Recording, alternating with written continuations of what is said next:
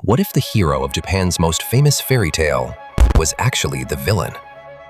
Momotaro, a boy born from a giant peach who grows up to defeat demons and become a hero.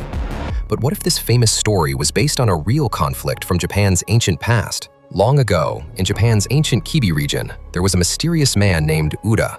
But here's something most people don't know. Uda may have been a foreigner.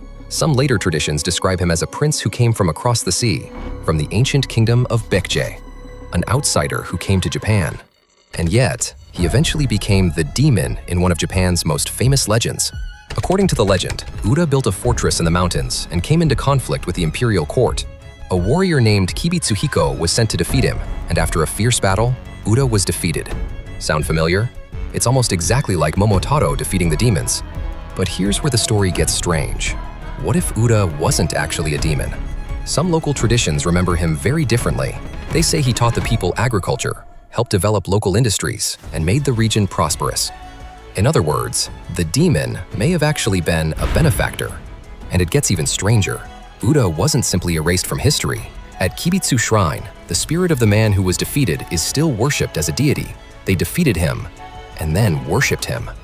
So what if Momotaro wasn't the hero after all? What if Uda was simply the outsider who lost? Because history has a strange habit. We call the winners heroes, and the losers monsters. But what if some of the people we call villains were never villains at all? What if some of these stories were actually records of encounters with something that wasn't human? What if the real truth has been hidden inside the stories we always thought were nothing more than fairy tales? Think about it. The fairy tale you believed in when you were a child, was it really telling you the whole story?